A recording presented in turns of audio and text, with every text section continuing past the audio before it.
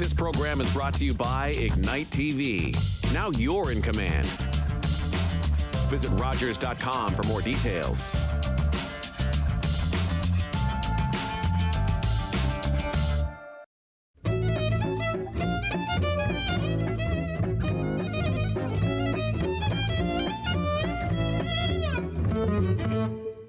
Welcome to the 8th annual Cobble Beach Concours D'Elegance.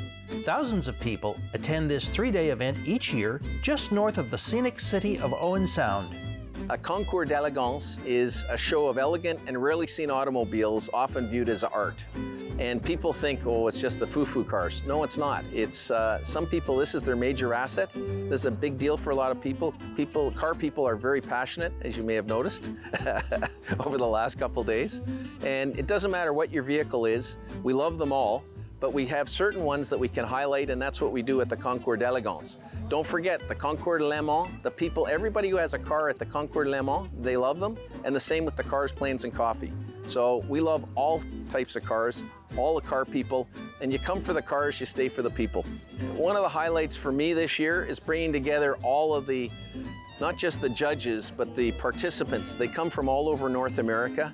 We have cars and judges from Florida, Newfoundland, Illinois, Pennsylvania, New York, but 85% of our cars this year are Canadian. Normally we're around 60 to 65% are Canadian because the Americans loved coming here. Right now they're worried about getting across the border. What we found for the ones who did come up, they had no issues coming across. And so in the future, we expect to see more Americans again. But one of the best things is this area in southern Georgian Bay, a lot of people don't realize we're a sleeper area. We have so many cars. And Pumpkin Fest, which is in a couple of weeks over at Port Elgin, they'll get up to 1,500 cars. So we love this community. We love the way that people interact with each other. And one of the other highlights is our volunteers. We have almost 300 volunteers. And this being the 8th year, I'd say that probably 65 to 70% are returning volunteers from the other years. So we're very, very, very blessed. We're lucky. Our judges come from 14 states and 10 provinces, and they're so passionate. I would say 80% of our judging team has been here since year one, which is phenomenal. We have about 6 new judges this year. We have a total of just under 60 judges. Our judging team, I'd say probably 5 of them are from Florida, about 4 of them are from British Columbia, and then, as I said, they come from all provinces, so it's pretty neat that they come back. They pay their own way to get here. And this is not just the rich and the cream of the crop. There are some, there's no question, in here, but there are also a lot of you and me here, which is pretty neat. And as I said, some people, this is their major asset. This might be the thing. They don't want a house, they don't care. They want their special vehicle, and they spend all their time restoring and looking after it. It's a huge fundraiser, and for us, this is a really important deal. We want to help the local community, but we also have to help Sunnybrook because it's the major trauma hospital. If any one of us gets hurt here, guess where most of us are being sent? We end up at Sunnybrook. And so we started out doing the helipad in the early years, and now it's the great Gary Hurwitz Brain Sciences Center. Sunnybrook is so helpful to all of us, and it is a local facility. Even though you may think, even if you're from just around Owen Sound, don't think it's not your local facility, because if you're in real trouble, that's where you're going to end up. And we love to help local, and local to us is pretty much at Southwestern Ontario. Over the last 7 years, we've raised almost $700,000 for Owen Sound Hospital Foundation and the Sunnybrook Hospital Foundation. This year, so far, I believe we're at about $92,000 for Sunnybrook, and we're going to be somewhere well north of 10 for Owen Sound Hospital Foundation, so we're really excited.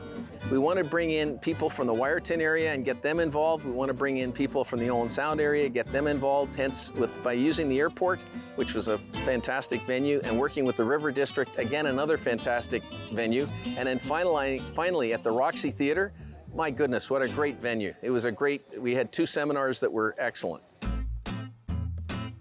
Cars, Planes and Coffee was a new addition this year, held at the Wiarton Keppel International Airport.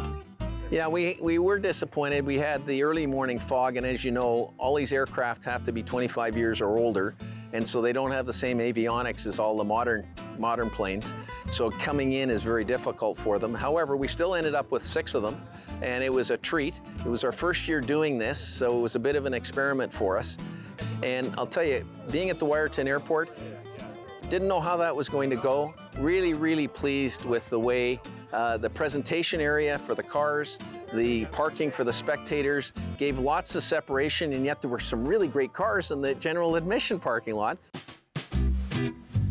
Over 200 cars lined the field as spectators gathered to marvel over them. This 1959 Meteor is actually probably one of the rarest cars here today. Meteors are the Canadian version of the Ford. Same body with different trim. It's just like a Monarch is like a Mercury, but they only built Monarchs in Canada. These are made in Oakville, so they were maybe dressed up a little fancier than some of the standard Fords were. And it's actually quite a rare car. They only made 361 of these Ford hardtops. And I've done some research and I've only tracked down 5, including our own. So this is a keeper, this car. It's a 1994 Suzuki Kara. We imported it from Japan a couple years ago. It's a 3-cylinder turbocharged. It's got about 65 horsepower, I think. You know, they only made about 500 of these ones. There's another car called the AutoZam AZ1. They made about 3,500 of those, so there's about 4,300 of them or 4,200 of them altogether. This car is a 1951 Nash Canadian Statesman. It was built in Toronto, Ontario. Nash was a US company that had a plant in Toronto at the time. And the reason I bought this car is my father, who immigrated from former Yugoslavia, had the same car, not this car, but the identical car when he first came to Canada. I bought this car online in 12 minutes when it came up for sale in Lloydminster, Alberta, because I've been looking for this car since I was probably about 12 years old, when my dad told me all its unique features and how cool it was, aerodynamic and streamlined, and I always wanted one. So. Well, my service car is a 1925 American LaFrance. It started life as a fire truck, what they call a Type 75 triple. So it would have had a fire pump and a hose body and a chemical tank for putting out fires. It was originally dispatched to West Palm Beach, Florida in 1926, and it served there until about 1966. Sometime after that, it lost all its fire equipment and it showed up here in Ontario. So I bought it as a wreck and I built it into this, which I call a service car, but we're at an airport, so I call it a crash truck today. Being from West Palm Beach is kind of fancy because it would have served the millionaires and billionaires at the time. And being 40 years in service, it was quite a substantial vehicle. 40 years is a long time to stay in service. When I researched through all of West Palm Beach history, they show one truck parked at the river fighting a fire downtown, so it pumped from the river for 28 hours straight. And I don't know if this was that truck. They had two, so it was this one or the other one, but that's the type of vehicle where you could just park this by the river, suck water, pump it to the fire, 28 hours straight. I've only had it 2 or 3 years. This was my lockdown project. I started the restoration on this about a month before the lockdown, and once that came, it gave me plenty of time to build this. I was at a car show a number of years ago, and a fellow came along and he said, "Oh, I know this car." I said, "I restored it." So he got telling me a bit about the history. The car was sold new in Toronto. Guy drove it a few years, then he sold it to a couple down the Niagara Peninsula, down Grimsby, Beamsville, down that way, and they took it on their honeymoon. She drove the car for a few years, and then they put it in their barn. And I think that's what saved it, because apparently the car was there for about 20 years. And I'm not sure how he got wind of the car, but he bought it and did a body off restoration on it. And it was advertised for sale in the, I believe it was the Auto Trader. And this car dealer at Chatsworth bought it, stored it till spring till the good weather came, and put it on his used car lot. Well, we lived at Wingham at the time, and we were coming to Owen Sound to visit relatives that weekend. And it was at night, but they had lights on their used cars. I didn't see it because I was driving, and my wife spotted it, and she said, "There's an antique car, I think it's a Ford from the 50s, and it's green." That was my wife's favorite color. Said, "Tomorrow when we're going back to Wingham, we should stop and have a look at that car." So we did, and the seller knew that it was rare, but he didn't know how rare, but I just looked it up in the book, and yeah, 361 is not very many of these made. So anyway, yeah, we made a deal and bought the car like 18 years ago, and yeah, we love it. It's got the rear engine. It's considered a K car there, so they have a section of automobiles, small form factor, better gas mileage. So that's why they were made so small and for that classic car. It'll go about 125, 130 kilometers an hour. Well, this car is one of the first produced with unibody construction, so there's no frame. Very lightweight. This is a massive car, only weighs 3,000 pounds. Has a tiny, I think it's about a 194 cubic inch engine, which moves it really well. It's aerodynamic, very good on fuel because of that. First car with a curved windshield in 1950. A unique feature is that the car's seats fold into a double bed. So you can sleep one person while they're driving, no seat belts of course, or you can fold the whole thing down and sleep overnight in the car. So the engine is what they call a T-head engine, and it is 5.5 inch bore with a 6-inch stroke. Works out to 856 cubic inch, which for the youngins, that's 14.7 liters. And if you're driving a Honda minivan, you're 2.5 liters. This is 2.5 liters per cylinder. It's a little big. To me, what I love about the engine is this is the origins of automobiles. So the first cars had one cylinder under the seat. Once they brought the engine out and made multi-cylinders, they were all T-head engines. So although this is 1925, the origins of this engine are right back to the beginning of time in the automobile. This motor is basically a copy of the 1904 Benz, the first car they called the Mercedes, the modern car of the era that everyone copied. This is the closest I can get to the origins of the beginning of automobiles. So the drive on this is, first of all, we don't have a transmission behind the engine. We have a transaxle at the back. The transaxle is cast bronze, probably weighs about 1,500 pounds, but it runs 2 jack shafts, and the 2 jack shafts, they power 1-inch chains to the rear wheels. So this is a 15-liter motor running 1-inch chains to the rear wheels. Yeah, this is my second time to Cobble Beach Concours. The last was, I think, in 2019, and glad to be back. They get amazing cars from all over North America, and to me, it's the top show in Canada, bar none, and I'm just glad that it's this close to home. I was at Cobble Beach with another vehicle in 2018.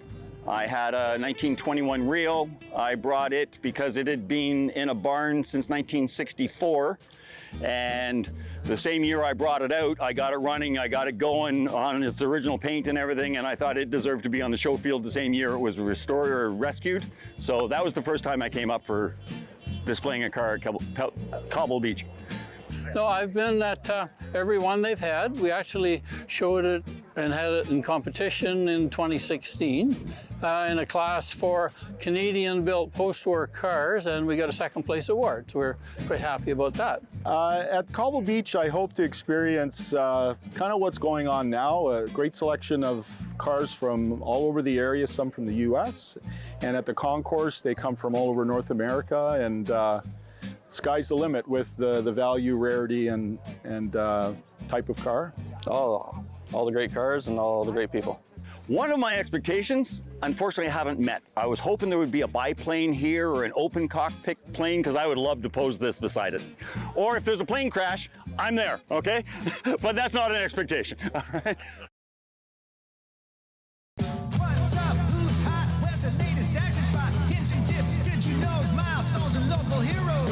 Sports, shorts, event reports, news you'll use of every sort. Celebrations and on location. Plugged In, the TV show with what you want to know, what you need to know, and what you'd like to know about what's going on in your town this week. Get plugged into your life, plug into here and now. Get plugged in.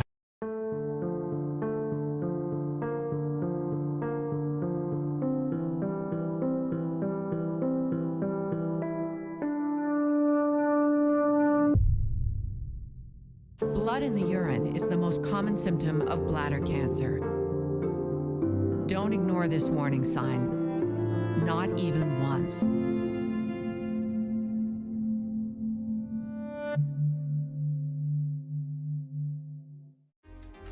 Lovely viewers, it's your host of On the Couch, Antoine El Hashim, reminding you to tune in for every episode of Season 9 of the longest running and most loved local queer talk show on Rogers TV.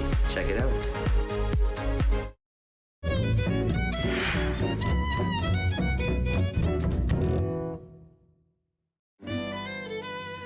The Concours wasn't just a show for the rare and vintage models. This year saw the addition of a new and different concept. Yeah, so this event, the Concours D'Lemon, we're here in Owen Sound, right in downtown, and it's part of the Cobble Beach Concours D'Elegance weekend. And so we're downtown celebrating cars that aren't necessarily typically invited on the field. Things like AMC Pacers and Bricklands and Ramblers, cars that people love and own and have in their garages, but aren't typically celebrated and awarded prizes. Participation this year has been fantastic. This is our first year for doing Concours D'Lemon in Canada. We've had 28 cars show up today, which is a perfect first start. And typically you'll see by year 3, year 4, we'll have a 50, 60 car field here. So I'm incredibly stoked to have 25 cars here. So I'm Tom, and this is my Skoda 120L. It's a 1989 car. This car was built in Czechoslovakia, which is a country that doesn't exist anymore. So one of the cool things about it is when you're sitting in it, there's little stickers that indicate places that don't exist. This car was built in Czechoslovakia, moved to Hungary, went from Hungary to Florida, from Florida to Virginia, from Virginia to Ontario, where I own it. So it's left behind a string of memories, and it is an awesome, awesome lemon, which is kind of a contradiction, but there you have it.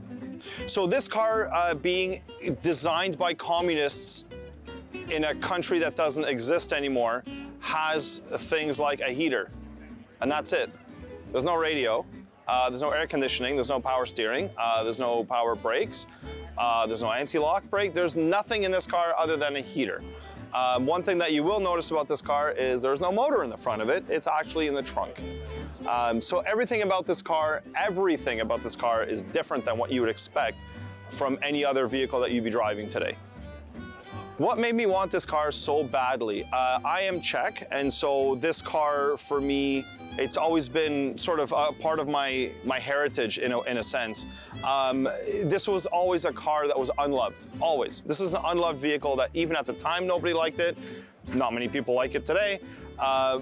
But the family that's grown up around this vehicle, not just my family, but the people that I've met and shared adventures with, has really added a lot of soul to this car, and I think that's kind of what the show is about.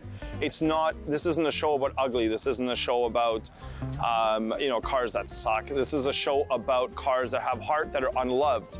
Just because they weren't a poster on some kid's bedroom wall doesn't make the car any less cool or exciting in the right hands.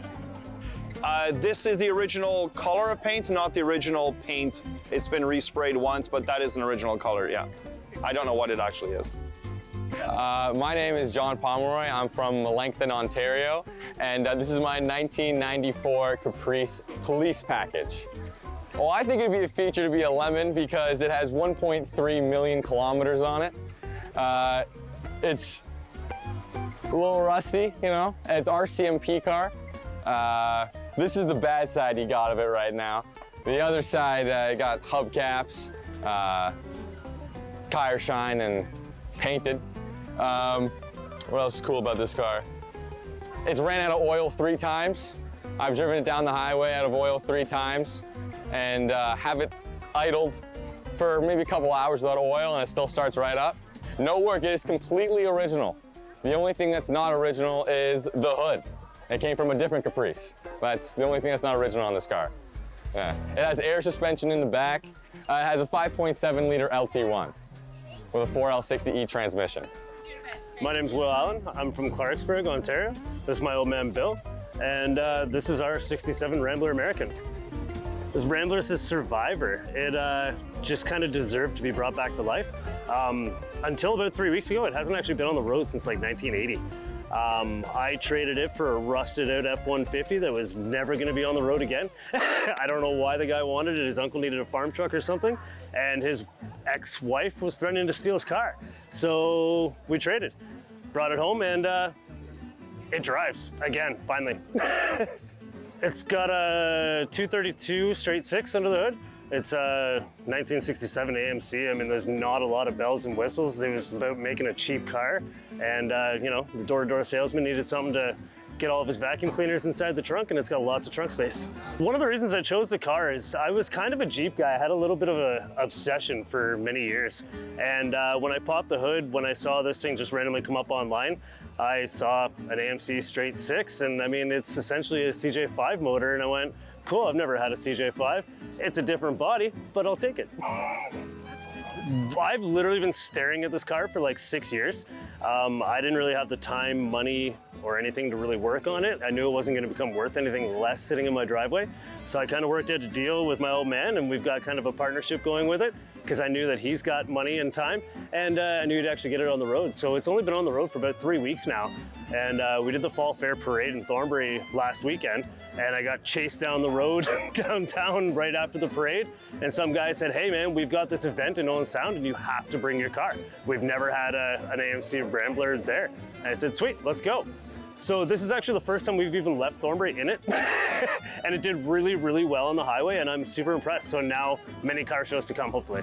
Some of my favorite aspects about this show are just the people that come in and bring their vehicles here, because they're not offended by the term lemons. You know, they're not upset that someone will look at their car and laugh, because you will get laughed at when you bring your car here. That's just the way it is. And for me, I think that is phenomenal, because there's so many smiles here. I can see them from here.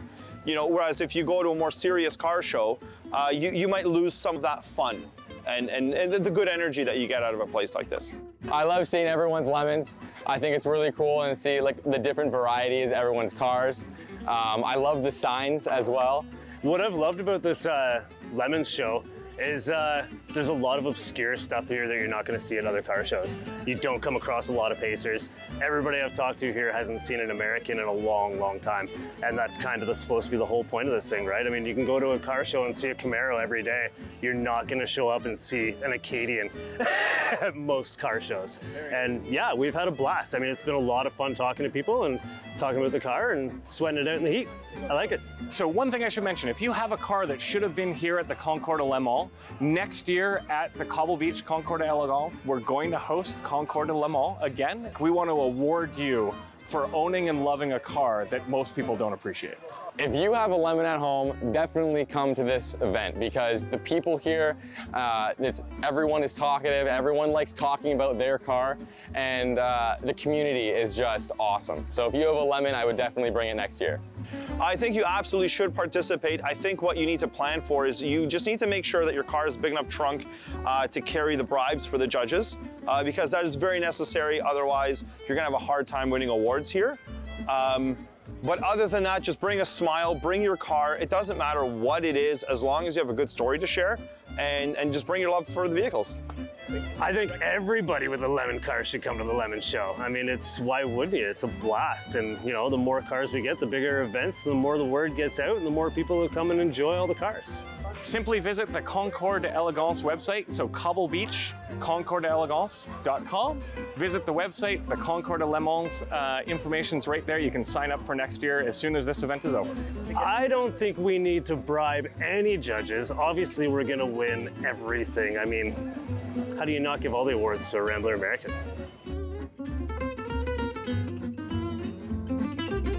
So our next award is the Driving on a Prayer Award, a favorite of the Concours D'Lemon.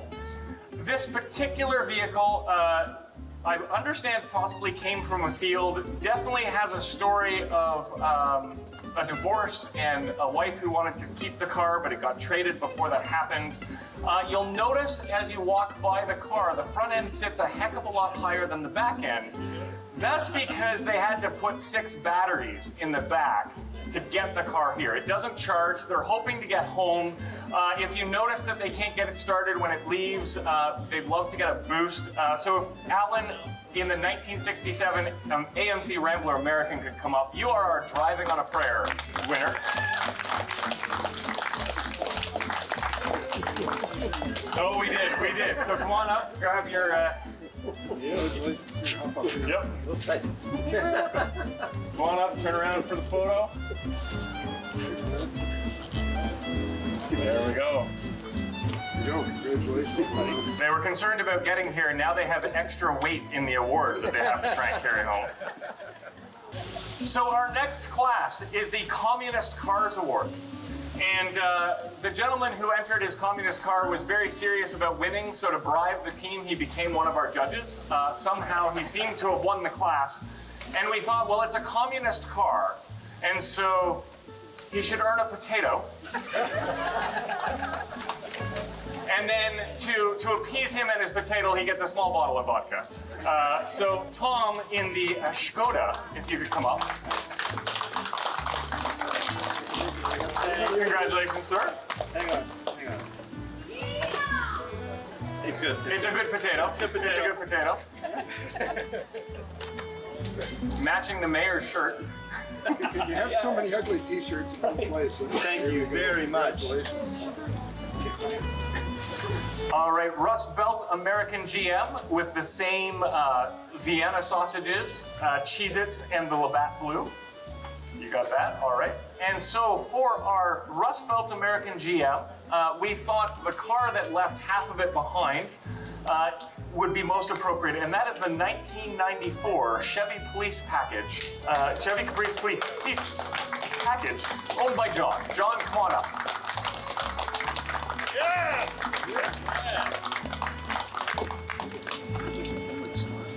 So, word to the wise, don't ever loan John your vehicle. He's told me that he's run out of oil twice on the highway in that car and continued to drive it all the way home. So don't loan him a car. Warning lights mean nothing to John. So while this does conclude the Concours D'Lemon, if you have won one of the awards, we'd love for you to display it on your hood or your windshield so that we can run around and grab some photos, because this is the first Concours D'Lemon to happen in Canada.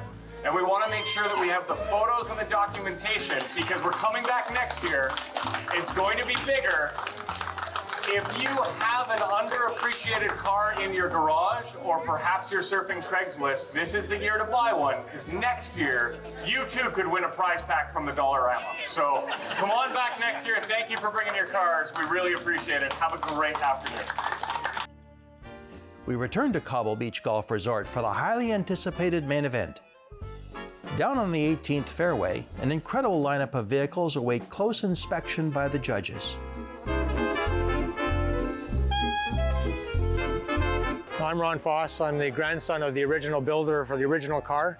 I'm from Burlington, Ontario, and my grandfather built the first successful gasoline automobile in Canada.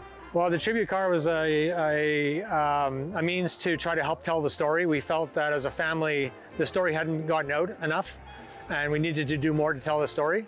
So about 4.5 or 5 years ago, I got the idea that to help tell the story, if I could find a way to build a replica of the car, it would be a good means and ways to be able to do that. Now, when I started that project, I had no idea that I'd be invited to something as prestigious as this, but here we are. So my grandfather had traveled to Boston. He had a bicycle repair shop in Sherbrooke, Quebec.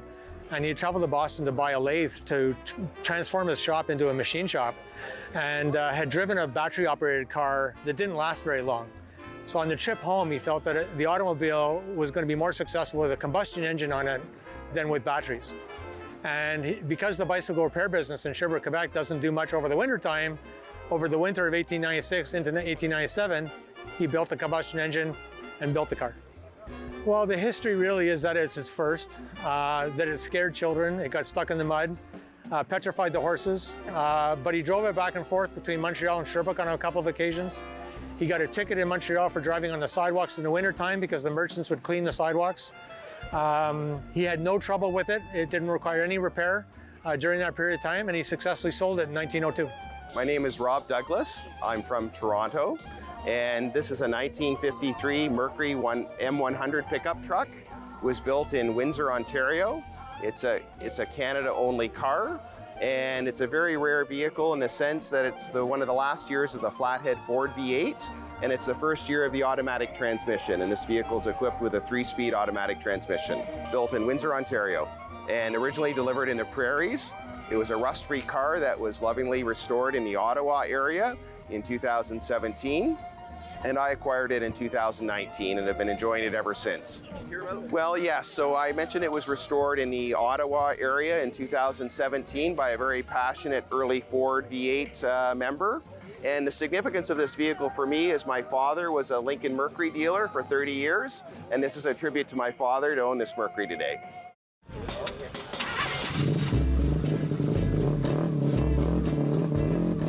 I started racing in '78 with sports cars and sedans, and got a Formula B car and moved up to Formula Atlantic and did a couple of pro races with the Atlantic car, and won a Canadian championship, an Ontario championship with it.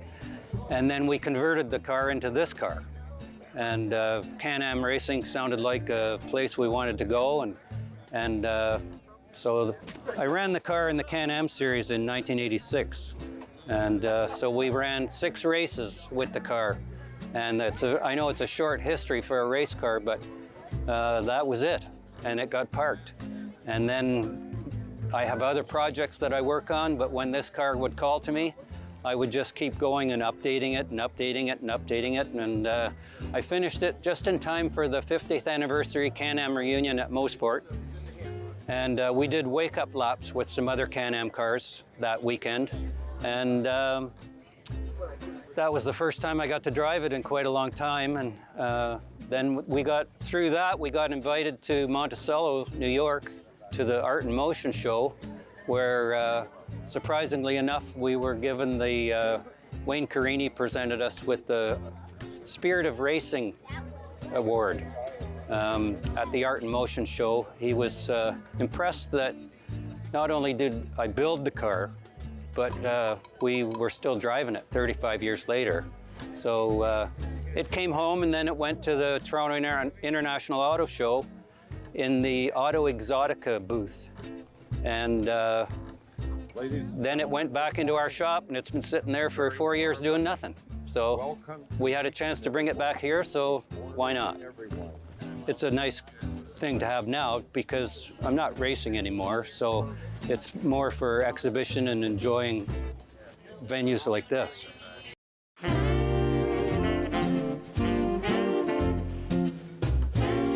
My name is Kai Rebets. I'm from Nova Scotia, Canada, and my car is a Porsche 550 Spyder 1500. It was in our family. I'm second generation owning this car, and it was in the family for decades, and there were different stages this car went through, but this is the final restoration result. It was raced in 55 and 56, and I think some years later too, and the driver was Austin Conley. Racing the car. It did Watkins Glen, and it did Nassau Speed Week and some other races.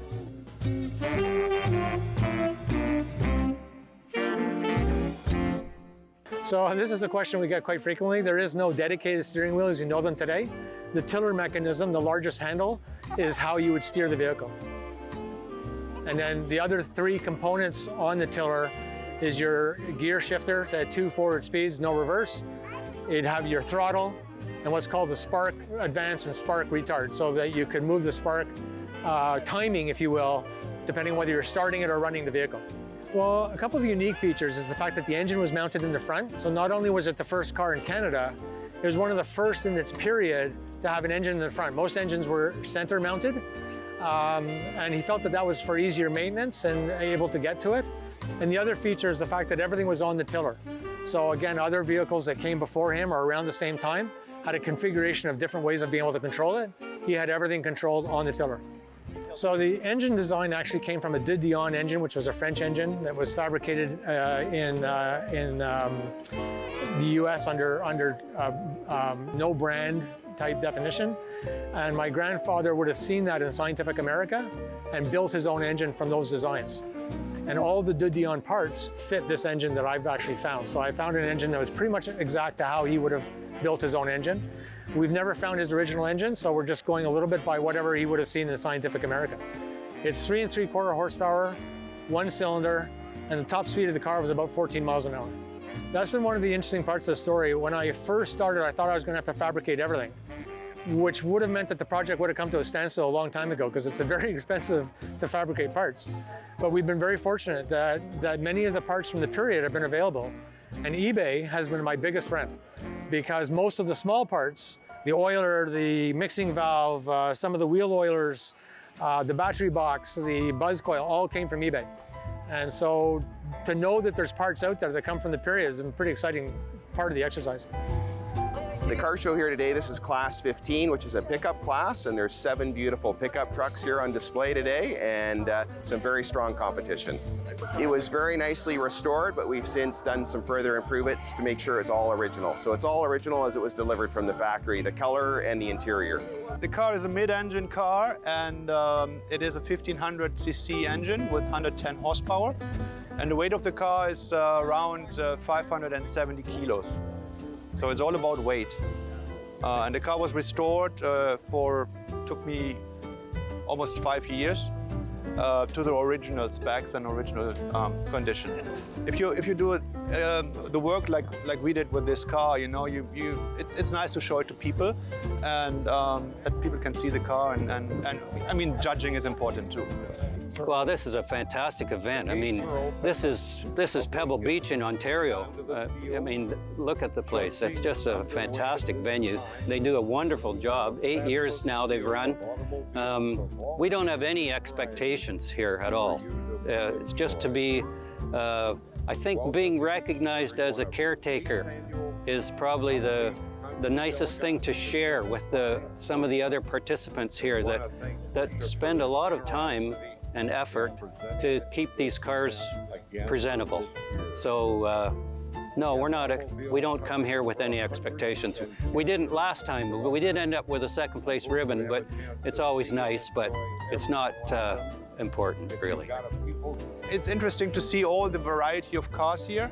It's not only a Porsche thing or a Ferrari thing or a 80s or 90s car. It's from the pre-war to the supercars of today. And I like this, and I mean, this place is amazing, right? And the weather did very well for us. It's supposed to rain, but it didn't, so we are very happy. Yeah, lucky. It's a fantastic venue right on the foot of Georgian Bay. Beautiful views, beautiful facility, and impeccably organized and run event.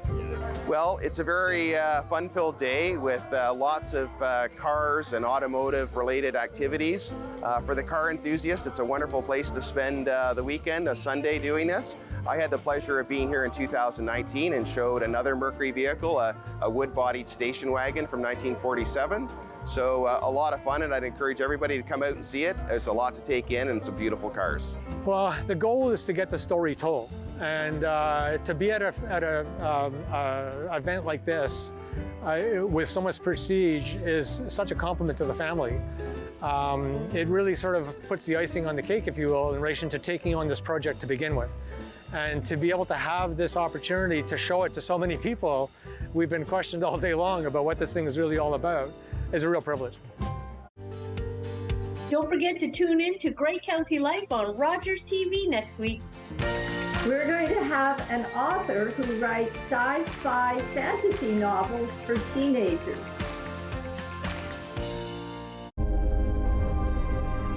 Welcome to the traditional, ancestral, unceded territory of the Stalo people. The Stalo are people of the river. I'm so thankful for the courage and resiliency of our ancestors who lived on this land since time immemorial. Each of us have gifts from the Creator, and our Creator has a plan and purpose to be fulfilled in our territory.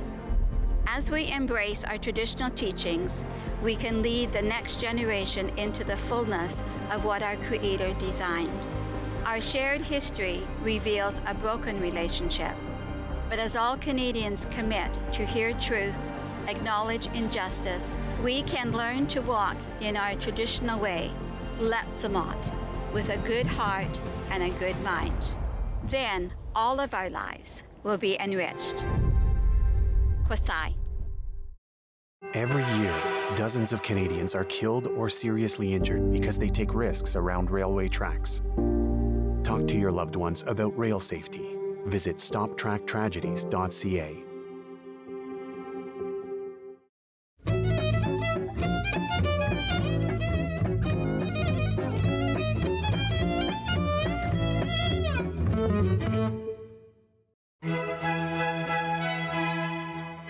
We now return to the final day at Cobble Beach Resort for the awards ceremony presented by the chair and founder, Rob McLeese.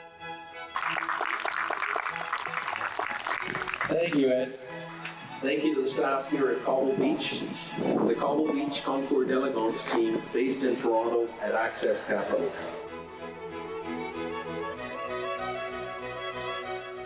This year's prestigious show brought together over 50 judges from across North America, both newly appointed and some returning year after year.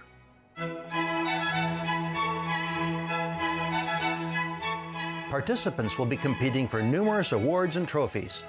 We present some highlights from the 2022 Cobble Beach Concours D'Elegance.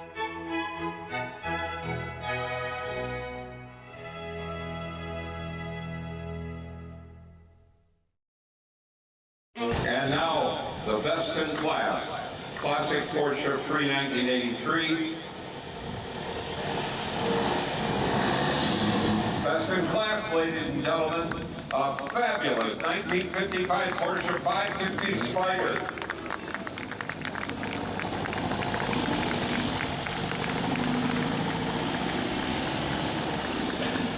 A 550 Spider, ladies and gentlemen, owned by Kai Rebets from Black Point.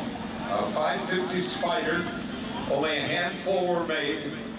That's a model like the one James Dean was killed in California years ago. And ladies and gentlemen, this is a double winner. And thank you to all that voted your People's Choice ballot. That car received the most People's Choice ballot. There's your People's Choice Award winner. A 550 Porsche Spider. What an incredible collectible that car is. Owned by Kai Rebets from Black Point. Double winner, Best in Class and People's Choice Award. Congratulations, Kai. You got two of them.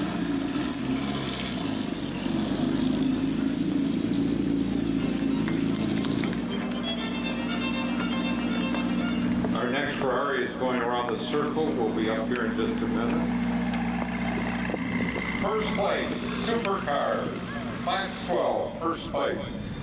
2022 Ferrari SF90 Fiorano. Assetto Fiorano. Owned by Travis Agresti from Toronto. Another supercar. That's best in class. The world's sports car, and it's the right color, Ferrari Rosa Red.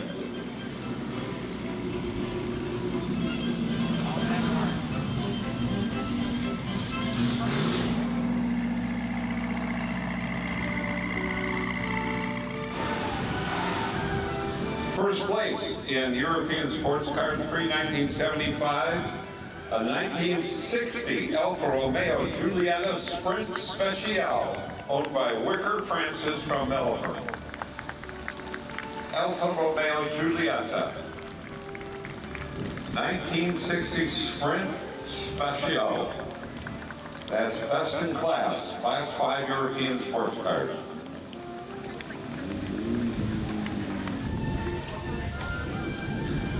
First place, best in class, radical rides of the 1980s. It's a Porsche, 1988 Porsche 911 Turbo Slant Nose 930. Wow. That's one of the best, one of the rarest, and one of the fastest. Look at that giant whale tail. Owned by William Helke from Toronto. Best in class, ladies and gentlemen. Congratulations, William. Ladies and gentlemen, up next, the Rolling Sculpture Award. Presented by the National Association of Automobile Clubs of Canada, Rolling Sculpture Award, 1961 Chrysler 300G convertible, owned by Elaine and Tony Lang from Hanover. That is a factory hot rod, ladies and gentlemen. Dual quad carburation. Only 273 convertibles were made on the 300G chassis. That's known as one of the Chrysler hot rod letter cars. Started with B, C, D, and here is a G, a 300G convertible, 273 made.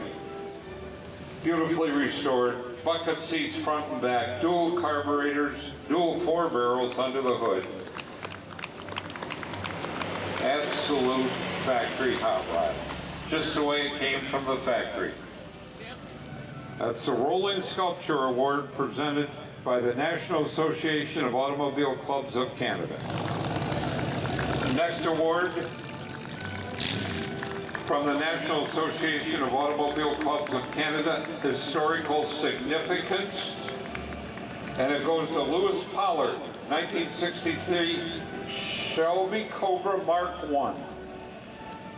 Shelby Cobra Mark I. From the NAACC Historical Significance Award, Lewis Pollard. Congratulations, Lewis. And our founder and chairman presenting the trophy, Mr. Rob McLeish, to Lewis Pollard, 63 Shelby Cobra, one of the very early ones, one of the first. Thank you, Rob. Congratulations, Lewis. Historical Significance. Next award.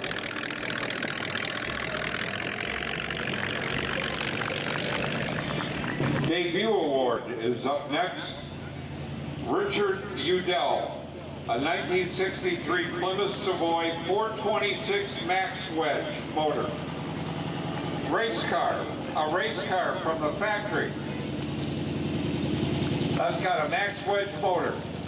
That's a 413 dual intake 4-barrel, dual 4-barrel carburetors. Very special car. Plymouth Savoy, 1963. Later, the 426 designated a Hemi. This is the Max Wedge, before the Hemi production was available. Richard and Sage Udell.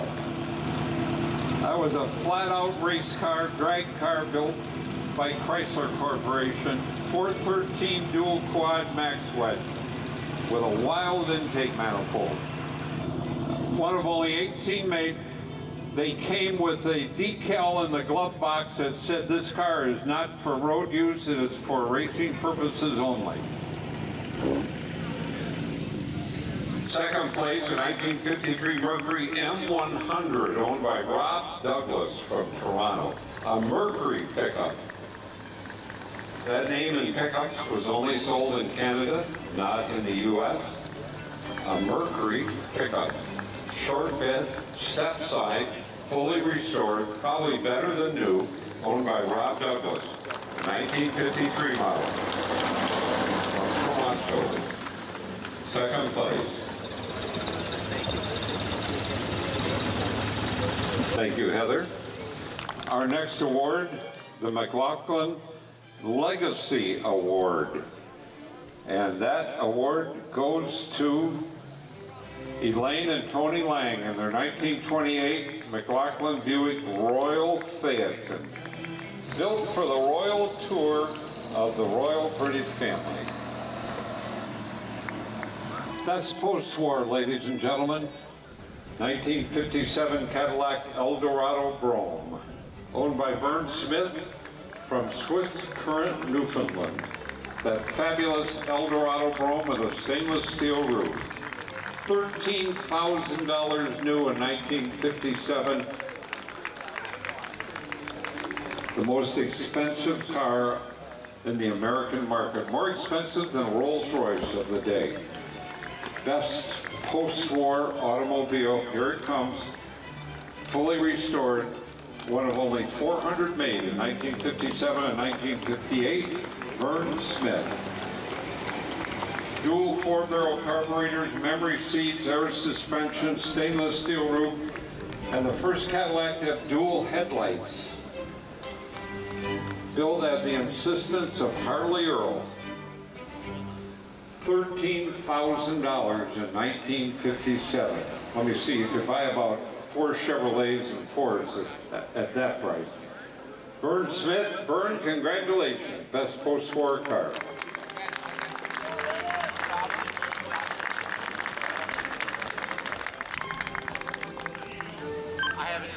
That is a very complicated, expensive car to restore. Power trunk opener, suicide rear doors, memory seats, complete with a lady's vanity kit and a very low production color. Most of them were black. There were a few in white. I've seen one red one, and that's the only green one of that color I've ever seen. Very, very low production. 400 made over 2 years. Best pre-war car in the field, 1932 Lincoln KB V12, owned by Bill Walenga. 12-cylinder Lincoln Coupe, custom Judkins body. Best pre-war car on the field. A model KB Lincoln, rumble seat, side mounts, luggage rack, rear view mirrors on the side mounts, a 12-cylinder Lincoln Coupe with custom body by Judkins and a padded top. Best pre-war car. Congratulations, Bill. And now, ladies and gentlemen, the final award of the day.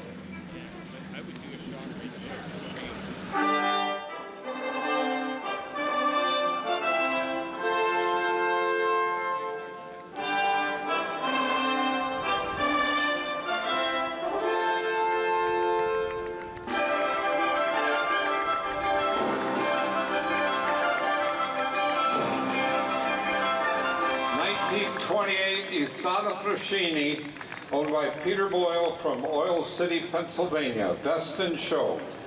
Unusual combination, a European chassis with that giant 8-cylinder Isata Frascini motor.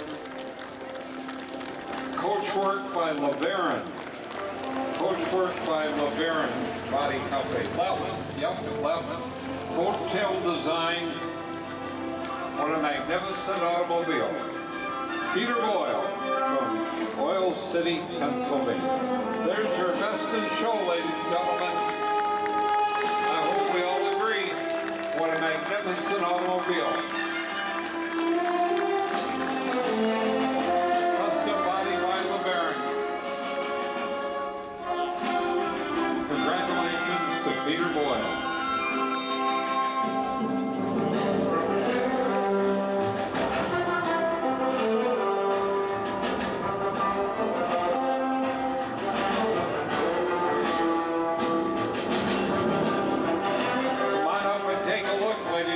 If you want to see that car up close and personal, or either one of our other 2 big winners, the Lincoln and the Cadillac. Best in show, Isata Frascini with a LeBaron body. On behalf of the Concours D'Elegance here at Cobble Beach Committee, I'd like to thank all the car owners for the time and expense of bringing their cars to this event. Thank you to all of the sponsors especially Porsche, our presenting sponsor, who will be back with us again next year. Thanks to the public for coming in to see these magnificent automobiles. Thank you very much, ladies and gentlemen, and a special thank you to the McLeese family for their dedication to this annual event. Thank you very much again to the sponsors for making this event possible. Best post-war, best pre-war, and best in show right up here. Come on up and take a look if you'd like to see them up close and personal. My name is Ed Lucas from Detroit, Michigan. It's been an honor and a pleasure for me to be here and help present these awards to the car owners.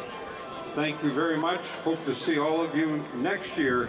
Same time, same place. We will be back. Thank you for coming. No, I just want to thank the area for all the support they've given us over the years. This has been phenomenal. It's a real treat for us to be able to host this.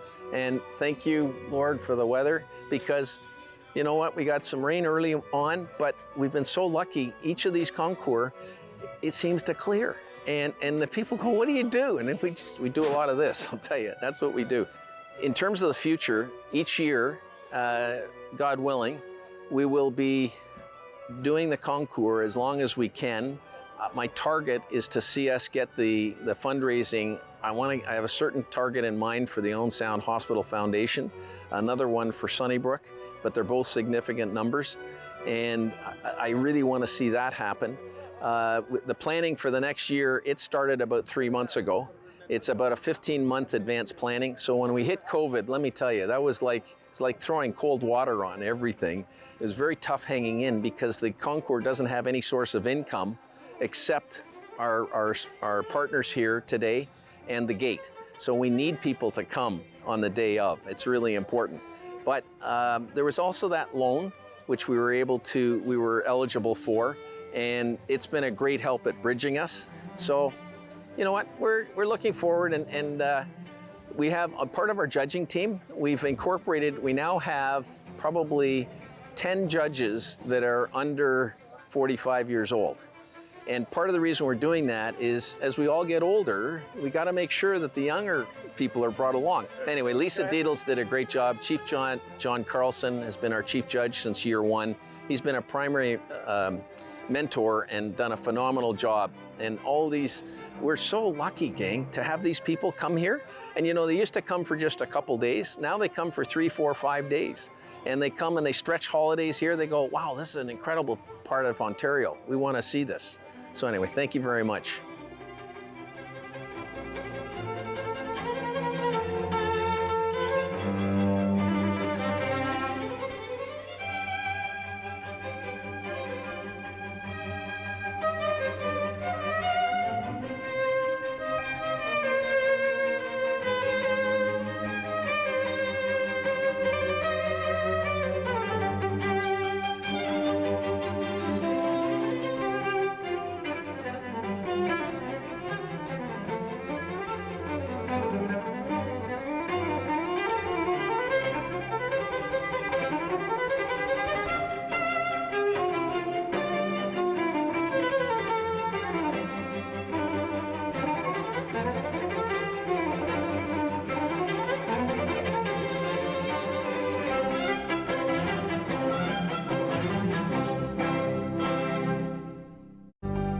Call the Rogers TV viewer response line, email us, or connect with us on social media.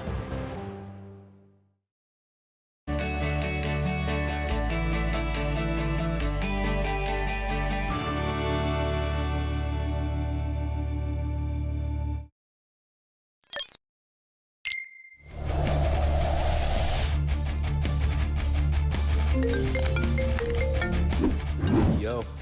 Yep. Okay, I'll be there.